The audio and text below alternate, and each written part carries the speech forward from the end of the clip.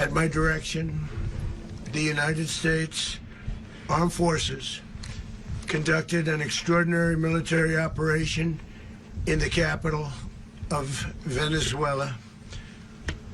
Overwhelming American military power, air, land, and sea, was used to launch a spectacular assault. And it was an assault like people have not seen since World War II. It was a force against a heavily fortified military fortress in the heart of Caracas to bring outlaw dictator Nicolas Maduro to justice. This was one of the most stunning, effective, and powerful displays of American military might and competence in American history. And if you think about it, we've done some other good ones, like the attack on Soleimani, the attack on al-Baghdadi, and the obliteration and decimation of the Iran nuclear sites just recently in an operation known as Midnight Hammer. All perfectly executed and done. No nation in the world could achieve what America achieved yesterday, or frankly in just a short period of time. All Venezuelan military capacities were rendered powerless as the men and women of our military, working with U.S. law enforcement, successfully captured Maduro in the dead of night. It was dark. The lights of Caracas were largely turned off due to a certain expertise that we have. It was dark and it was deadly. But captured along with his wife,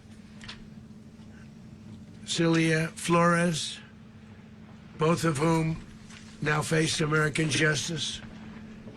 Maduro and Flores have been indicted in the Southern District of New York, Jay Clayton, for their campaign of deadly narco-terrorism against the United States and its citizens. I want to thank the men and women of our military who achieved such an extraordinary success overnight with breathtaking speed, power, precision, and competence. You rarely see anything like it. You've seen some raids in this country that didn't go so well. They were an embarrassment. If you look back to Afghanistan, or if you look back to the Jimmy Carter days, they were different days. We're a respected country again, maybe like never before. These highly trained warriors, operating in collaboration with U.S. law enforcement, caught them in a very ready position. They were waiting for us. They knew we had many ships out in the sea, just sort of waiting. They knew we were coming. So they were in a ready, what's called a ready position.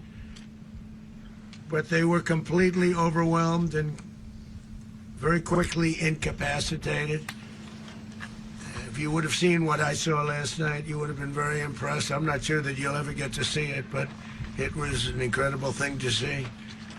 Not a single American service member was killed, and not a single piece of American equipment was lost. We had many helicopters, many planes, many people involved in that fight. But think of that, not one piece of military equipment was lost, not one service member was, more importantly, killed. The United States military is the strongest and most fearsome military on the planet by far, with capabilities and skills our enemies can scarcely begin to imagine. We have the best equipment anywhere in the world. There's no equipment like what we have, and you see that even if you just look at the boats. You know, we've knocked out 97% of the drugs coming in by sea. 90%. Each boat kills on average, 25,000 people. We knocked out 97%. And those drugs mostly come from a place called Venezuela. We're going to run the country until such time as we can do a safe, proper, and judicious transition. So we don't want to be involved with having somebody else get in, and we have the same situation that we had for the last long period of years. So we are going to run the country until such time as we can do a safe, proper, and judicious transition. And it has to be judicious, because that's what we're all about. We want peace, liberty, and justice for the great people of Venezuela, and that includes many from Venezuela that are now living in the United States and want to go back to their country. It's their homeland. We can't take a chance that somebody else takes over Venezuela that doesn't have the good of the Venezuelan people in mind. We've had decades of that. We're not going to let that happen. We're there now, and what people don't understand, but they understand as I say this, we're there now, but we're going to stay until such time as the proper transition can take place. So we're going to stay until such time as we're going to run it, essentially, until such time as a proper transition can take place. As everyone knows, the oil business in Venezuela has been a bust, a total bust, for a long period of time. They were pumping almost nothing by comparison to what they could have been pumping and what could have taken place.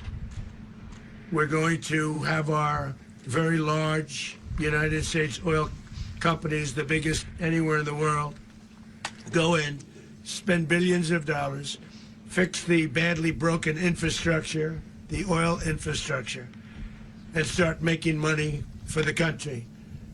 And we are ready to stage a second and much larger attack if we need to do so. So we were prepared to do a second wave if we needed to do so. We actually assumed that a second wave would be necessary, but now it's probably not. The first wave, if you'd like to call it that, the first attack was so successful, we probably don't have to do a second, but we're prepared to do a second wave, a much bigger wave, actually. This was pinpoint, but we have a much bigger wave that probably won't have to do.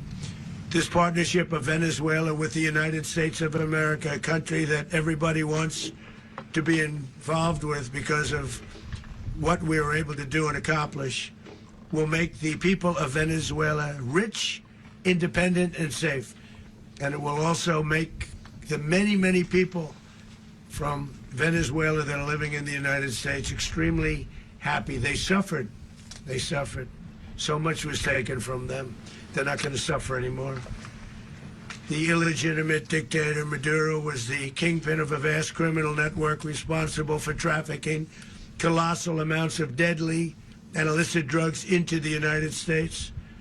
As alleged in the indictment, he personally oversaw the vicious cartel known as Cartel de las Solas, which flooded our nation with lethal poison, responsible for the deaths of countless Americans, the many, many Americans, hundreds of thousands over the